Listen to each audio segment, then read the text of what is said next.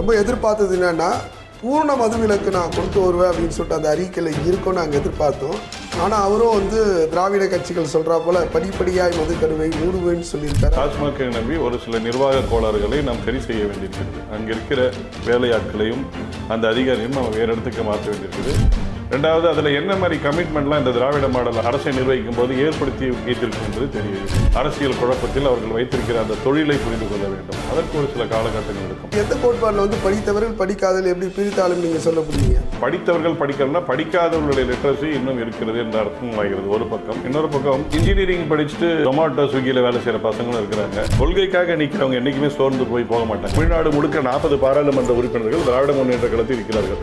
அவர்கள் கொடுக்கப்பட்ட அதிகாரம் அங்கீகாரத்தை வைத்து நம்முடைய தமிழ்நாட்டிற்கு என்ன வாங்கி கொடுத்திருக்கிறார்கள் என்றால் ஒன்றுமே வாங்கி கொடுக்கவில்லை என்பதுதான் நிஜம். விவசாயிகள் முழுவதும் அரசுடைய ஆக்கப்படுவதற்கான இங்கே வந்து என்னன்னா நிதி பற்றாக்குறைன்னு சொல்லிட்டு பல்வேறு ஏற்கனவே வந்து அரசாங்கம் வந்து பல லட்சங்கள் கடனாளியாக தான் வச்சுட்டு போகிறாங்க. சாராய வியாபாரத்தை வந்து கொடி கட்டி வச்சுட்டு அதையே அரசு விற்பனை மையமாகவும் மாற்றிட்டு இருக்கிறாங்க. அப்படி இல்லாமல் விவசாயம் சார்ந்த தொழிற்சாலைகளை உருவாக்கும் பொழுது இயற்கையாகவே அந்த தொழிற்சாலைகளும் அந்த விவசாயமும் அரசு நிர்வகிக்கக்கூடிய இடத்துக்கு வருது. நான் எழுதி தருகிறேன், தமிழக வெற்றி கழகம் விஜய் எங்கேயாவது ஒரு சீட்டு ஜெயிச்சிட்டார்னா நான் அரசியலை விட்டே போவேன். 41 பேர் இறந்த பிறகு அவசரமா ட்ரெயினையோ பஸ்ஸோ பிடிச்சி ஃப்ளைட்டையோ பிடிச்சி வீட்டுக்குள்ள ஓடி வந்து ஒளிஞ்சிக்கிட்டவருக்கும் சதா சர்வ காலமும் போராட்ட களத்தில் நின்றுட்டு இருக்கிற சீமானுக்கும் மிகப்பெரிய வித்தியாசம் இருக்கு. முக்கியமாக மக்களிடத்தில் எப்பொழுதுமே ஒரு தேடல் ஒன்று உண்டு. தூய்மையான தலைவன் வேண்டும், நல்ல ஆட்சி வேண்டும் என்று மக்கள் எப்பொழுதுமே தேடிக்கொண்டிருப்பார்கள். ஆதவ அர்ஜுனுடைய ஸ்டேட்மெண்ட் எல்லாம் சமீபத்தில் எடுத்து பார்த்தீங்க அப்படின்னா நெகட்டிவ் மார்க்கெட்டிங்னு ஒன்று இருக்குது. நெகட்டிவ் மார்க்கெட்டிங் தான் அவங்க பண்றாங்க. எங்களுக்கு இருக்கிற பொருளாதாரம் உடல் பலத்தை வைத்துக் கொண்டு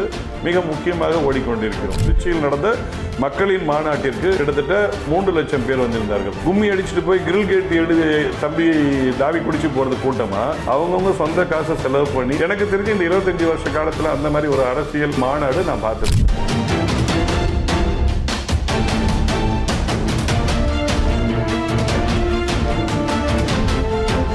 நம் தமிழ் நேயர்களுக்கு வணக்கம். இன்றைக்கு அரங்கத்துக்கு வந்திருப்பவர் நாம் தமிழர் கட்சியினுடைய மாநில ஒருங்கிணைப்பாளர் பிரேமானந்த் அவர்கள் வந்திருக்காங்க. ஏப்ரல் 23 தமிழகம் எங்கும் ஒரு பரபரப்பான ஒரு அரசியல் சூழல். ஒவ்வொரு கட்சிக்கு அவங்களுடைய நிலைப்பாடு தேர்தலுக்கான அறிக்கையை வந்து முன்னிறுத்துவாங்க. எப்பவுமே வந்து நாம் தமிழர் கட்சியுடைய வேட்பாளர்கள் வந்து 234 தொகுதிக்கான வேட்பாளரை ஒரே மேடையில் வந்து வெளியிட்டு அந்த வேட்பாளர்களுக்கு உற்சாகப்படுத்தக்கூடியவர் யாருன்னா அண்ணன் சீமான் அவர்கள். அதேபோல் வந்து நாம் தமிழர் கட்சியினுடைய அந்த தேர்தல் அறிக்கையில் வந்து சில சந்தேகங்கள் இருக்குது. அது சம்மந்தமாக வந்து நம்மளுடைய அந்த கட்சியிலேருந்து வந்திருக்கக்கூடிய மாநில ஒருங்கிணைப்பாளரை நம்ம சந்தித்து கேட்போம். வணக்கம். வணக்கம். எப்போவுமே தேர்தல் என்றாலே வந்து நாம் தமிழர் கட்சி முன்னிலைப்படுத்தும். வேட்பாளர்கள் பெண்களுக்கு வந்து 50% இடஒதுக்கீடு, ஒரே மேடையில் வந்து வேட்பாளர்கள் அறிமுக கூட்டம். இன்றைக்கு வந்து தேர்தலுடைய அறிக்கை, தேர்தல் அறிக்கை நேற்றைய தினம் வந்து சீமான் அண்ணா அவர்கள் வந்து அந்த தேர்தல் அறிக்கையில் பொதுவாக என்னென்னா இலவசத்தை வந்து தவிர்த்திருக்காரு. இன்னைக்கு எல்லா கட்சியுமே விஜய் ஆரம்பித்த கட்சி கூட வந்து இலவசத்தை தான் கையில் எடுத்திருக்காரு. ஆனால் இவர் இலவசத்தை தவிர்த்து ஆக்கப்பூர்வமான சில அறிவிப்பு வெளியிட்டிருக்காரு. அதில் முதன்மையாக என்னென்னா மதுவுக்கு எதிராக வந்து நிறைய போராட்டங்கள் சீமான் அவர்கள் கண்டிருக்காங்க. ஆனால் அவர் வந்து நாங்கள் ரொம்ப எதிர்பார்த்தது என்னென்னா பூர்ண மதுவிலக்கு நான் கொண்டு வருவேன் அப்படின்னு சொல்லிட்டு அந்த அறிக்கையில் இருக்கும்னு நாங்கள் எதிர்பார்த்தோம்.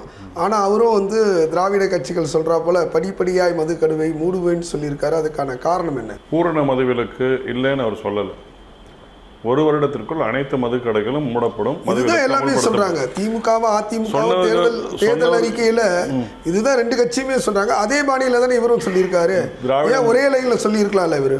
திராவிட முன்னேற்ற கழகம் வந்து இந்த வருட திராவிட மாடல் ஆட்சின்னு அவங்க சொல்லிக்கிறதுல வந்து 500 மதுக்கடைகளை மூடிவிட்டு 1200 எலைட் டாஸ்மாகை திறந்திருக்கிறாங்க, கொடுத்துருக்காங்க. அதன் பிறகு வந்து இருக்கின்ற எல்லா மதுக்கடைகளிலும் அவர்கள் கட்சி சார்ந்த நபர்களுக்கும் முக்கியமான பெருமர்களுக்கும் லைசன்ஸை திறந்து விட்டுருக்காங்க. நீங்க சொன்னதெல்லாம் நாங்கள் ஏற்றுக்கிறோம். நீங்க சொல்ற குற்றச்சாட்டுல நாங்கள் அது உண்மைதான் இல்லைன்னு சொல்லலை. ஆனால் நம்ம எதிர்பார்த்தது என்னன்னா பூரண மதுவிலக்கு ஒரே நான் ஆட்சிக்கு வந்த பிறகு ஒரே கையெழுத்தில் வந்து எல்லாமே முடிச்சிடுவேன் அப்படின்னு போடுவாருன்னு சொன்னால், ஆனால் படிப்படியாக அதை குறைப்பேன்னு சொன்னது அங்கே தானே அதில் ஒரு சாதாரண மனிதனாக நாம் புரிந்து கொள்ள வேண்டியது, டாஸ்மாகில் வேலை செய்கிறவர்கள் அரசு வேலைக்கு உறுதி செய்யப்பட்டவர்கள். டாஸ்மாகை நம்பி ஒரு சில நிர்வாக கோளாறுகளை நாம் சரி செய்ய வேண்டியிருக்கிறது. அங்கே இருக்கிற வேலையாட்களையும் அந்த அதிகாரியும் நம்ம வேறு இடத்துக்கு மாற்ற வேண்டியிருக்குது. மாற்று விஷயங்கள் அந்த வாழ்வாதாரத்திற்கு நாம் மேம்படுத்தப்பட வேண்டியிருக்கிறது. ரெண்டாவது, அதில் என்ன மாதிரி கமிட்மெண்ட்லாம் இந்த திராவிட மாடல் அரசு கவர்மெண்ட் அரசை நிர்வகிக்கும் போது ஏற்படுத்தி வைத்திருக்கும் என்பது தெரியவில்லை. ஸோ முதல்ல அதையே புரிந்து கொள்வதற்கு அந்த அதிகார மையத்தில், அந்த அரசியல் குழப்பத்தில் அவர்கள் வைத்திருக்கிற அந்த தொழிலை புரிந்து கொள்ள வேண்டும். அதற்கு ஒரு சில காலகட்டங்கள் எடுக்கும். ஆனால் கண்டிப்பாக அண்ணா திராவிட முன்னேற்ற கழகம் போலவோ, திராவிட முன்னேற்ற கழகம் போலவோ இது கண்டிப்பாக இருக்காது. சரி, அடுத்தது வந்து இன்னொன்று சொல்லியிருக்காரு, படித்தவர்களுக்கும் படிக்காதவர்களுக்கும் அரசு வேலை அப்படின்னு சொல்லிட்டு ஒரு கோட்பாடு. அது எந்த கோட்பாடில் வந்து படித்தவர்கள் படிக்காதவர்கள் எப்படி பிரித்தாலும் நீங்கள் சொல்ல முடியுங்க? படித்தவர்கள் படிக்காதவர்கள் இப்போ மொத்தம் படித்தவர்கள் படிக்காதவர் இருவருக்குமே வந்து அரசு வேலை அப்படின்னு சொல்றாரு. அது எப்படி சாத்தியமாகும்? அது இங்கே படித்தவர்களே டாஸ்மாகில் வேலை செஞ்சுட்டு இருக்கிற காலகட்டம் இருக்குது. ஸோ இப்போ படித்தவர்கள் படிக்கிறதுனா படிக்காதவர்களுடைய லிட்ரஸி இன்னும் இருக்கிறது என்ற அர்த்தம் ஆகிறது ஒரு பக்கம். இன்னொரு பக்கம் என்ன படிப்பு படித்தார்களோ அதற்கென்றான வேலையை அவர்கள் செய்கிறார்களா என்று உறுதிப்படுத்த விட வேண்டியிருக்கிறது. இப்போ இன்ஜினியரிங் படிச்சுட்டு அது ஜொமாட்டோ ஸ்விக்கியில் வேலை செய்கிற பசங்களும் இருக்கிறாங்க. ஒன்றுமே படிக்காமல் இன்னுமே வந்து அரசு இயந்திரத்தினுடைய இன்னொரு நெக்ஸஸாக இருக்கிற ரியல் எஸ்டேட் பிஸ்னஸ் பண்ணிட்டு இருக்கிறவங்களும் இருக்கிறாங்க. ஸோ இதை நம்ம தரம் பிரிக்க வேண்டியிருக்குது. இப்போ அந்த இடத்துலேருந்து அதை நம்ம பார்க்கும்போது படித்தவர்களுக்கு உண்டான வேலையும் படிக்காதவர்களுக்கு உண்டான வாழ்வாதாரமும் அரசு உறுதி நிலைப்பாட்டோட நம்ம எடுத்து கொடுப்போம் அப்படின்னு சொல்கிறாங்க. இவங்கள மாதிரி வந்து தூய்மை பணியாளர்களை எடுத்துகிட்டு ப்ரைவேட் கம்பெனிக்கு கொடுக்குறதோ, செவிலியர்களோட வேலையெல்லாம் வாங்கிட்டு அவர்களுடைய வேலையை உறுதிப்படுத்தாமல் இருக்கிறதோ. நீங்கள் சொன்னீங்க, இதுக்கு வருவீங்க எனக்கு நல்லா தெரியும். தூய்மை பணியாளர் சொன்ன உடனே நான் அந்த தூய்மை பணியாளர்கள் அரசுடைமை ஆக்கப்படுவார்கள் அந்த ஒரு வார்த்தை சொல்லாமல் அதிக ஊதியம் தருவோம்னு சொல்லிட்டு அதில் சொல்லியிருக்காரு. அதுவும் அது முரண்பாடான ஒரு இதுவாக தான் நம்ம பார்க்க வேண்டியது. இன்னைக்கு தூய்மை பணியாளர்களுக்கு உண்டான வாழ்வாதார ஊதியம், அதான் அரசு ஊதியம்னு அவர் சொல்லலை. அவர் ஆனால் போராட்டம் போதெல்லாம் என்ன சொல்வார், ஏன் தூய்மை பணியாளர் வந்து அரசுடைய மாற்ற மாட்டாங்க அப்படின்னு சொல்லுவார். ஆனால் அவருடைய தேர்தல் அறிக்கையில் வந்து அதிக ஊதியம் தரப்படும் அப்படின்னு சொல்லியிருக்காங்க. நகரமயமாக்கல் வாழ்க்கையில் வந்து அவர்களுக்கு உண்டான ஊதியத்தை இவர்கள் இன்னும் தரவில்லை. அந்த ஊதியத்தை தருவதற்கு பயந்துட்டு தான் அதையெல்லாம் ப்ரைவேட்லைஸ் பண்ணுறாங்க. வேறு கம்பெனி கொடுத்து இன்னும் கம்மியாக ஊதியம் பெற வச்சு அவர்களுக்கு உண்டான வேலையை ப்ரைவேட் கம்பெனி மூலமாக நிர்வகிக்கிறாங்க. அப்படி இல்லாமல் அதிக ஊதியம், அந்த ஊதியம் ப்ளஸ் பென்ஷன் ஸ்கீம் இவங்க கமிட் பண்ணதை இவங்க இன்னும் நிறைவேற்றவே இல்லை. அதையெல்லாம் சேர்ந்து சீர்தூக்கி தான் அங்கே சொல்கிறாங்க.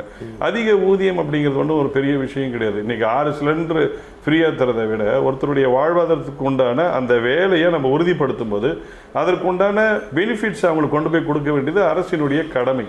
அதைத்தான் நம்ம அந்த ஆங்கிள்லேருந்து சொல்லியிருக்கோம். அது சாதாரண மனிதனுக்கும் புரிவதற்காக அந்த சொல்லாடல் பயன்படுத்தப்பட்டிருக்கிறது. இன்னொன்று, விவசாயிகள் அனைவரும் அரசு ஊழியர்கள் ஆக்கப்படுவார் அப்படின்னு சொல்லியிருக்காரு. விவசாயிகளால் ஆடு மாடு மேய்க்கிறவங்களுக்கு தென்னை மரம் இதுலேருந்து சரி எல்லாமே. ஸோ அது வந்து விவசாயிகள் முழுவதும் அரசுடைய ஆக்கப்படுவதற்கான இங்கே வந்து என்னென்னா நிதி பற்றாக்குறைன்னு சொல்லிட்டு பல்வேறு ஏற்கனவே வந்து அரசாங்கம் வந்து பல லட்சங்கள் கடனாளியாக தான் வச்சுட்டு போகிறாங்க. இவர் அது எப்படி பண்ண முடியும்? ஒரு பக்கம் வந்து என்னென்னா டாஸ்மார்க்குடைய அந்த வருவாயிலிருந்து தான் இலவசங்கள் இவங்க தராங்க. ஆனால் வந்து டாஸ்மார்க் கடையை இவர் மூடப்போறன்னு சொல்கிறாரு. ஆனால் அதுக்கான வந்து எல்லாரையும் வந்து படித்தவர்கள் படிக்காதவர்கள் உழவர்கள் விவசாயிகள் அனைவரும் வந்து அரசு ஊழியர்கள் ஆக்கும்னு சொல்லுவார். அது எப்படி சாத்தியமாகுமா? ஏன் சாத்தியமாகாது? எதை வச்சு நீங்கள் வந்து அது சாத்தியமாக ஒரு இது இல்லை. அதாவது வந்து என்னென்னா இலவசம் கொடுக்கும்போது வந்து இந்த கவர்மெண்ட் திராவிட மாடல் ஆட்சிகள் சரி திராவிட கட்சிகள் என்ன சொல்கிறாங்கன்னா டாஸ்மார்க்கில் இருக்கக்கூடிய வருமானத்தை நாங்கள் வந்து இலவசமாக தரோம் அப்படின்னு சொல்லுவாங்க. ஆனால் இவர் என்ன சொல்கிறாருன்னா படிப்படியாக நான் வந்து இதை க்ளோஸ் பண்ணிவிடுவேன், ஆனால் இவங்களெல்லாம் வந்து அரசு ஊழியராக்குவேன் அப்படின்னு சொல்லியிருக்காரு. விவசாயத்துக்கு உண்டான தொழிற்சாலைகளும் இன்றைக்கி தமிழ்நாட்டில் எந்த அளவு இருக்குதுன்னு யோசிச்சு பாருங்கள். இவங்க டாஸ்மாகில் வர வருமானம்னா இவங்க ரொம்ப எளிதாகவோ அல்லது இவருடைய தலைமுறை வாழ்வாதாரத்துக்காக வேண்டியோ அந்த டாஸ்மாக் சாராய வியாபாரத்தை வந்து கொடி கட்டி வச்சுட்டு அதையே அரசு விற்பனை மையமாகவும் மாற்றிட்டு இருக்கிறாங்க. அப்படி இல்லாமல் விவசாயம் சார்ந்த தொழிற்சாலைகளை உருவாக்கும் பொழுது இயற்கையாகவே அந்த தொழிற்சாலைகளும் அந்த விவசாயமும் அரசு நிர்வகிக்கக்கூடிய இடத்துக்கு வருது. உதாரணத்துக்கு அனைத்து இந்திய அண்ணா திராவிட முன்னேற்ற கழகத்தில் ஜெயலலிதா அம்மையார் இருக்கும்போது புறம்போக்கு நிலங்களெல்லாம் எடுத்து விவசாயத்துக்கு கொடுக்க போகிறோம் அப்படின்னு ஒரு வாக்குறுதி கொடுத்தாங்க, நிறைவேற்றலை. அது வேற பக்கம். இப்போ அந்த மாதிரி தரிசு நிலங்களும் புறம்போக்கு நிலங்களும் விளைவிக்கக்கூடிய இடங்கள் இடத்துலையும் நம்ம விவசாயம் பண்ண ஆரம்பிக்கும் போது அந்த விவசாயத்தில் வரக்கூடிய ரிமுனரேஷன் வருவாயை நம்ம சீர்தூக்கி கரெக்டாக கொண்டு வரணும் அப்படின்னா அரசு தான் அதை நிர்ணயிக்க போகுது. அதை செய்ய முடியும். இங்கே சுவிட்சர்லாந்துல அதை செஞ்சுட்டு இருக்காங்க, ஃபின்லாண்டில் செஞ்சுட்டு இருக்கிறாங்க. அவங்களாம் அந்த விவசாயத்தினால வர வருமானத்தில் தான் எப்படி அதை நிர்வகிக்கிறதுன்னு சொல்லிட்டு இருக்காங்க. இங்கிருந்து வெளியே போய் செட்டில் ஆகிருக்கிற ஐயா நெப்போலியன் ஒரு எம்பி, மாறாளுமன்ற உறுப்பினர், நடிகர், அவர் இப்போ விவசாயத்தில் அமெரிக்காவில் கொடி கட்டி பறந்துட்டு இருக்கிறாரு. அந்த மாதிரி ஒரு விவசாயம் சார்ந்த தொழிற்சாலைகளை தமிழ்நாட்டில் உருவாக்கி இருக்க முடியும். இவர்கள் செய்யவில்லை. அதை நம்ம மீட்டெடுத்து செய்வோம். கண்டிப்பாக முடியாதுன்றதெல்லாம் ஒன்றும் கிடையாது. இப்போ விவசாயம் செய்வதற்கு தேவையான நீர், நமக்கு சூழல் எல்லாம் இயற்கையாகவே இங்கே இருக்கிறது. ஆனால் அந்த விவசாயத்தை நோக்கி மக்களை நகர்த்தி இருக்கிறோமா அப்படின்னா இல்லைன்றது அர்த்தம். நீங்கள் கொஞ்சம் திருச்சி, புதுக்கோட்டை, மன்னார்குடி அந்த பக்கம்லாம் போய் பார்த்தீங்கன்னா இங்கே இருக்கிற பெரிய செல்வந்தர்கள் அல்லது ஒரு குறிப்பிட்ட மனிதர்கள் தொழில் செய்யணும்னு ஆசைப்படுறவங்க, அவங்க இருக்கிற கிராமத்து ஆட்கள் கிட்ட ஒரு 100 ஆடு 100 மாடை கொடுத்து மேய்க்க சொல்லியிருக்கிறாங்க. மேய்க்கிறதுக்கு உண்டான கூலி மட்டும்தான் தராங்க. ஆனால் அதே ஆடு மாடுகள் அந்த விவசாய அந்த ஊர்களில் இருக்கிற மக்கள்கிட்ட கொடுத்தோம்னா அவர்களுடைய வாழ்வாதாரம் உறுதிப்படுத்தப்படுது இல்லையா? சரி, அது ஒன்று சொல்லியிருக்கேன். இப்போ இந்த குடிநீர் பற்றி பேசுனீங்க. அவர் என்ன சொல்லியிருக்காருன்னா, குடிநீர் விற்பனை வந்து நான் தடை செய்வேன், தூய்மையான தண்ணீர் எல்லாருக்கும் தரேன் அப்படின்னு சொல்லியிருக்காங்க. இன்றைக்கி பொதுவாக வந்து என்னென்னா, இன்றைக்கி விஞ்ஞான வளர்ச்சியில் வந்து யாருமே வந்து வீட்டில் இருக்கக்கூடிய இந்த ஒரு காலத்தில் அந்த வாட்டர் கேன்லாம் கொடுத்து விடுவாங்க. இப்போ யாருமே இல்லை. 10 ரூபா கொடுத்து வாட்டர் கேன் வாங்கி சாப்பிட்டு போயிட்டே இருக்காங்க. ட்ரெயினில் இருந்து சரி மற்ற சாப்பிட்டு அதை தூக்கி போட்டு போகிறோம். ஸோ அப்படி இருக்கும்போது வந்து அதை தடை செய்யப்பட்டால் அது வந்து எப்படி பொதுமக்கள் எல்லாருக்குமே வந்து எப்படி கிடைக்கும் நீங்கள் நினைக்கிறீங்க? குடிநீரை விற்பது தவறு தானே? தவறு தான். மனித குலத்தை மட்டுமல்ல, உயிர் எல்லா உயிர்களுக்கும் தேவையான குடிநீர் விற்பனை என்பது காலகாலமா இந்த மனிதன் எதை உருவாக்க முடியவில்லையோ அதை எடுத்து விற்பது தவறுதான். அது எல்லா உயிர்களுக்கும், பூமிக்கும், மனிதர்களுக்கும் தேவையான ஒரு ஆதார சுருதியை இவர்கள் எடுத்து ஆளுக்கு பாட்டிலில் போட்டு வித்துட்டு இருக்கிறாங்க அப்படின்னா அது தப்பு தானே? இதை அரசாங்கம் தரக்கூடிய அந்த குடிநீரானது தரம் இல்லை அப்படின்னு சொல்லி தான் வந்து நிறைய பேர் என்ன பண்ணுறாங்கன்னா, இந்த பிரைவேட்னஸ் இருக்கக்கூடிய அந்த வாட்டர் வாங்கி குடிக்கிறாங்க. இந்த அரசு எதையுமே தரமாக கொடுக்கணும்னு முதல்ல சிந்திக்கிறதும் கிடையாது, யோசிக்கிறதும் கிடையாது. 2000 ரூபாய் கொடுக்குறது, தேர்தல் நேரத்தில் வந்து 5000 ரூபாய் கொடுக்குறது, இலவசம் கொடுக்குறது, தாய்மார்களை கவர் பண்ணுற மாதிரி என்ன பண்ணணுமோ அதை பண்ணுறது, ஏதாவது ஒரு பிரச்சனைனா அதை மூடி மறைக்கிறதுக்காக அரிசி ஃப்ரீயாக தரது, ரேஷன் கடையில் பொங்கலுக்கு கரும்பு தருது, இது மட்டும்தான் இவர்களுக்கு தெரிஞ்ச ஒரு விஷயம்.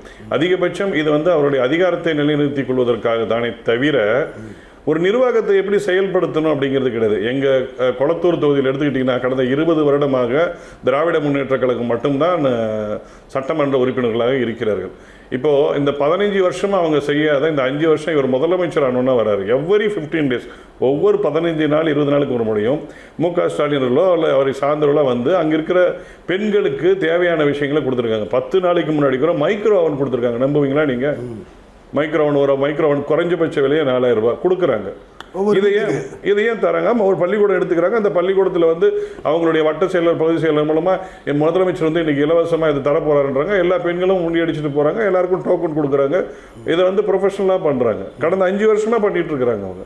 அந்த இடத்துல உங்களுக்கு ட்ரோன் பறக்கிறதுக்கு கூட வந்து அதிகாரமே கிடையாது. உங்களுக்கு பறக்க விடுறதில்லை. நான் ஒரு தடவை ட்ரை பண்ணேன், ட்ரோனை கூட பறக்க வரதில்லை.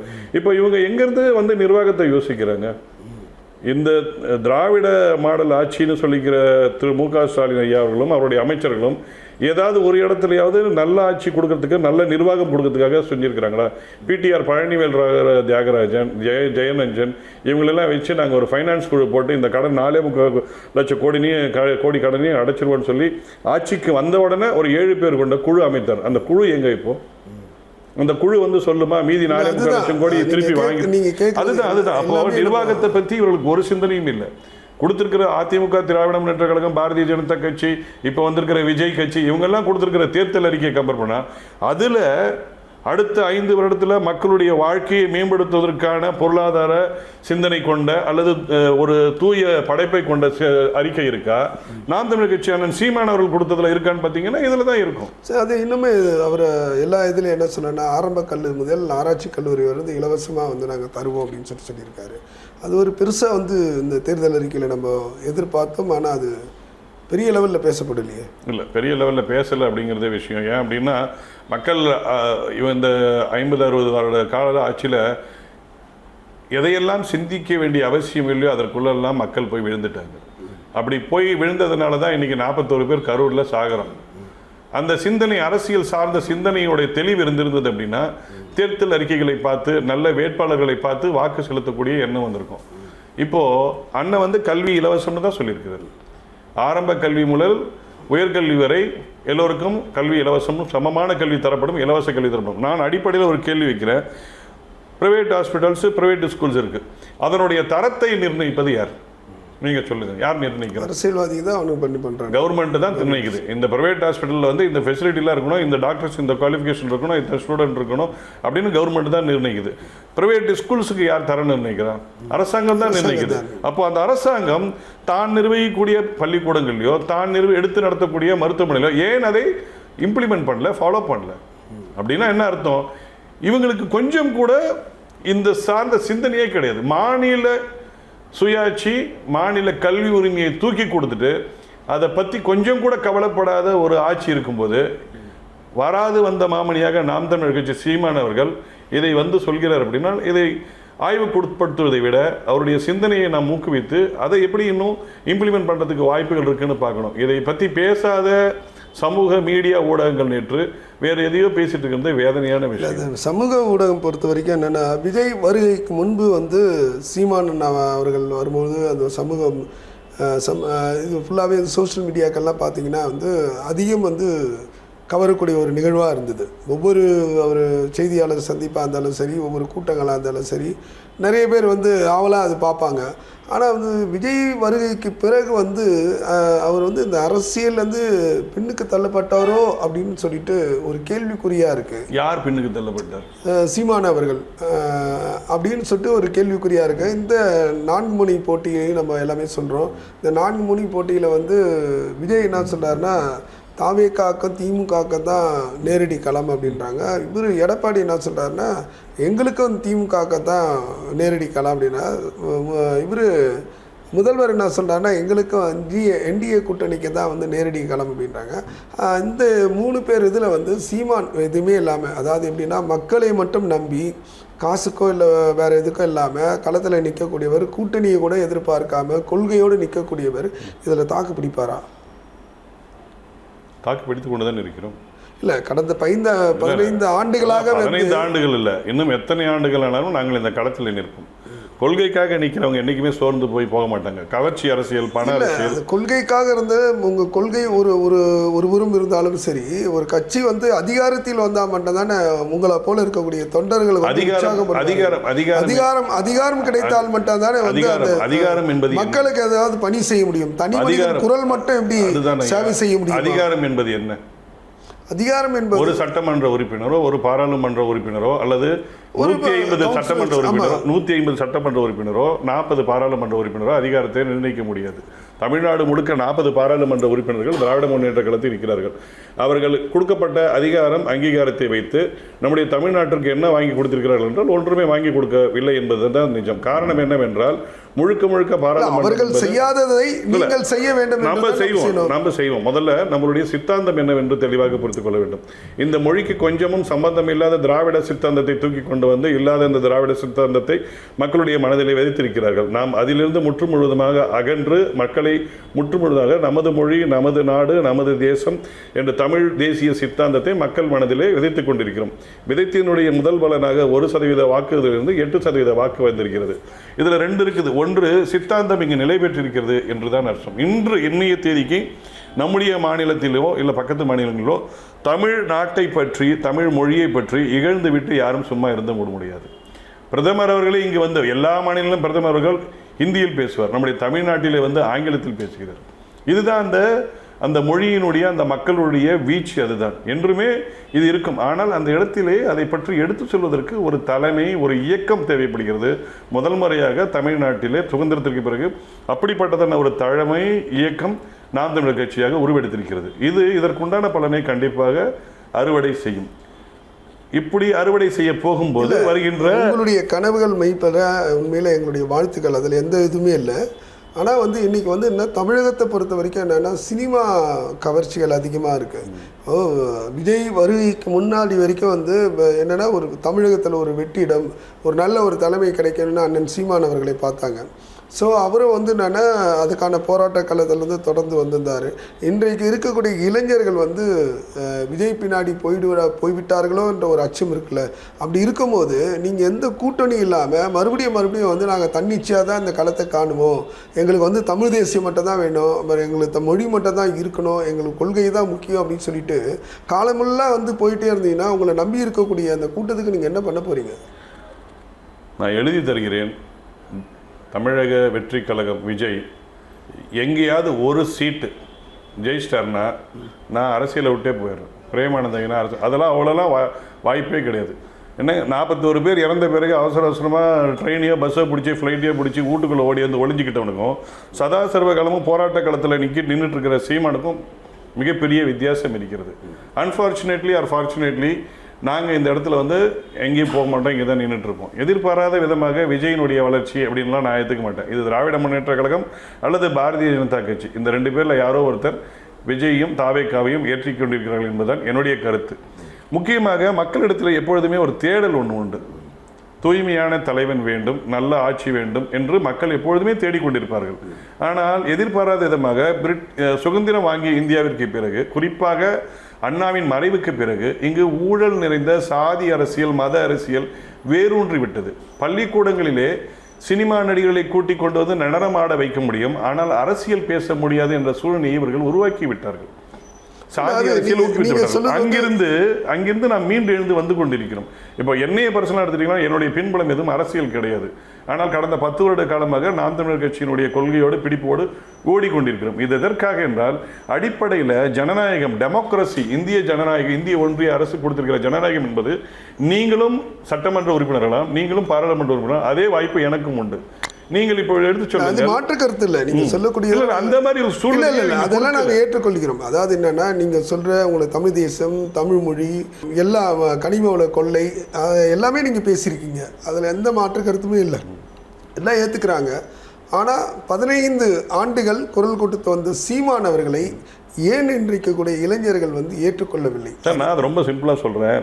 நம்ம ஹோட்டலில் போய் சமைக்கிறத பார்க்கறதுக்கும் நம்ம வீட்டில் நம்மளுடைய மனைவியோ அம்மாவும் இன்னும் அரசியல் அதிகாரத்தை நீங்கள் தனியாடினா கூட சரி, ஏன் அந்த அதிகாரத்தை வந்து மக்கள் கொடுக்க மறுக்கிறாங்க? மக்கள் கொடுக்க மறுக்கல. இளைஞர்கள் பின்னாடி போக மாட்டாங்க. சார், இளைஞர்கள் நம்ம பின்னாடி இருக்கிறாங்க. இப்போ 1% வாக்கு ஆரம்பிச்சு 8% ஒவ்வொரு இல்ல, அதாவது குறுக்கிட்டு மன்னிக்கும். இப்போ ஒவ்வொரு களப்பணியில் நாங்கள் போயிட்டு வந்து யாரை நீங்கள் ஆதரிக்க போகிறோம்னு சொல்லிட்டு ஒரு கருத்து கணிப்பு எடுக்கும்பொழுது, கருத்து கணிப்பு என்பது பொய் தான், இல்லைன்னு சொல்லலை. பொய்யாகம் மெய்ப்பாடலாகலாம், பொய்யாகமாகலாம். அது அந்த இப்போ இருக்கக்கூடிய அந்த மக்களுடைய மனநிலை அப்படின்னு சொல்லிட்ட போது எங்களுக்கே சில அதிர்ச்சிகரமான தகவல். ஏன்னா போகக்கூடிய இடத்தெல்லாம் என்னென்னா, ஒன்று வந்து திமுக அல்லது வந்து தாவேகா அப்படின்னு ஒரு குரல் தான் இருக்குது. எந்த தேசத்துக்காக, இந்த தமிழ் தேசத்துக்காகவும் தமிழ் மொழிக்காகவும் பாடுபட்டக்கூடிய சீமான் அவர்களுடைய குரல் ஒரு குரல் கூட ஒலிக்கலையேன்னு ஒரு மன வருத்தம் தான் இருக்குது. அது ஏன் வந்து அதனுடைய இது பின்னணிக்கு காரணங்கள் என்னன்னு சொல்லிட்டு நம்ம தெரிஞ்சுக்கலாமா? பின்னணிக்கான காரணங்கள் மிக முக்கியமாக மீடியா தான். அலைக்காட்சி அல்லது தொலைக்காட்சி எப்படி அதை செய்ய வேண்டும் செய்கின்றார்கள். நான் பேசக்கூடாது, ஆனாலும் சொல்கிறேன். தமிழக வெற்றி கழகத்தினுடைய ஆதவ் அர்ஜுனாவுடைய ஸ்டேட்மெண்ட்லாம் சமீபத்தில் எடுத்து பார்த்தீங்க அப்படின்னா அதில் ஏதாவது ஒரு ஸ்டேட்மெண்ட் அரசியல் சார்ந்து இருக்கிறதா? ரஜினிகாந்தை பற்றி பேசினதாகட்டும், இவர் அந்த மரணங்களை குறித்து அவர் பேசுவதாகட்டும், எதிலுமே அரசியல் கிடையாது. நெகட்டிவ் மார்க்கெட்டிங்னு ஒன்று இருக்குது. நெகட்டிவ் மார்க்கெட்டிங் தான் அவங்க பண்ணுறாங்க. அரசியல் சார்ந்த புரிதலை மக்களோடு கொண்டு போய் சேர்ப்பதற்கு எங்களுக்கு காலதாமதம் ஆவதற்கு மிக முக்கிய காரணம் ஊடகங்கள் தான். நேற்று தொடங்கிய கட்சிகளோடு உட்கார்ந்து பேசி கொண்டிருக்கிற வித்தியாசமான விவாத சிந்தனைகளை வந்து விஜயோடையே தொடர்பு கொண்டு பேசி கொண்டிருக்கிறார்கள் மீடியாக்கள் என்பதுதான் மிக முக்கியம். அனுதினமும் அதை பார்த்து கொண்டிருக்கிற மக்களுக்கு ஒரு நாள் அது கண்டிப்பாக திகட்டும். இது முதல் பகுதி. 2வது பகுதி, எங்களுக்கு இருக்கிற பொருளாதாரம், உடல் பலத்தை வைத்துக்கொண்டு மிக முக்கியமாக ஓடிக்கொண்டிருக்கிறோம். அப்படி ஓடும்போது எங்களுக்கு அப்பப்பொழுது ஊக்கம் தருகிறவர்கள் ஆக சிறந்த மக்கள் மட்டும்தான். திருச்சியில் நடந்த மக்களின் மாநாட்டிற்கு நீங்கள் நம்புங்கள், கிட்டத்தட்ட 3 லட்சம் பேர் வந்திருந்தார்கள். ஆனால் நிஜமாகவே சொல்கிறேன், 8:45 இரவு மணி கூட மக்கள் சாரசாரையாக வந்து கொண்டிருக்கிறார்கள். இப்பொழுது சொல்லுங்கள், யார் எதை தேடுகிறார்கள் என்று. ஒரு 5000 பேர் கூடுகிற கூட்டத்துக்கு ஒரு 200 பேர் கும்மி அடிச்சுட்டு போய் கிரில் கேட் எழுதி தம்பி தாவி குடிச்சு போகிறது கூட்டமா, மக்கள் வருவதற்கு முன்னாடியே பிளாஸ்டிக் சேரில் வந்து பை வச்சு அதில் குங்குமப்பூ முதற்கொண்டு பிரியாணி வரைக்கும் வைக்கிறது கூட்டமாக, எல்லாருக்கும் காசு கொடுத்து டாடா ஏசியில் கூட்டிகிட்டு வந்து நிறுத்தின பிறகும் அங்கே எனக்கு 2 கோடி கூட்டணிக்கு வருது பாருன்னு எடப்பாடி சொல்கிறார். அது கட்சியா கூட்டமாக? மக்களின் மாநாடு, தமிழர்களுக்கான மாடு, தமிழர்களே திரண்டு வாருங்கள் அப்படின்னு அண்ணன் சொன்ன பிறகு அவங்கவுங்க சொந்த காசை செலவு பண்ணி வந்து குடும்பமாக, அதுவும் மனைவி, புருஷன், குழந்தைங்க, அம்மா, அப்பா, இப்படி பார்த்துருக்கீங்களா இங்கே? அது சமீப காலத்தில் எனக்கு தெரிஞ்சு இந்த 25 வருஷ காலத்தில் அந்த மாதிரி ஒரு அரசியல் பங்களிப்பு மாநாடு நான் பார்த்ததில்லை. 2016 காலகட்டங்களில் அண்ணன் சீமான் பேசும்போது ஒரு 500 பேர் 1000 பேர் தான் இருப்பாங்க. இன்றைக்கி அண்ணன் சீமானோட நாங்களே பக்கத்தில் போய் நிற்க முடியாத அளவுக்கு மக்கள் திரளாக அவரை தேடுகிறார்கள். நல்ல மனிதர்கள், நல்ல அரசியல்வாதிகளை கண்டிப்பாக தேடுவார்கள். ஆனால் நாங்கள் எப்பொழுதும் சொல்வதுதான், புரட்சி ஒரு நாள் கண்டிப்பாக வெடிக்கும். அது சரியான விஷயத்தை நோக்கி தான் செல்லும். நிச்சயமாக 2026 அந்த தேர்தலை வந்து நாம் தமிழர் கட்சிக்கு மக்கள் எந்த அளவுக்கு ஆதரவு தரப்போகிறாங்க நம்ம பொறுத்திருந்து பார்ப்போம். உங்களுடைய எல்லா கனவுகளும் நிறைவேற ஆசை பெற என்னுடைய வாழ்த்துக்கள். நன்றி, வணக்கம்.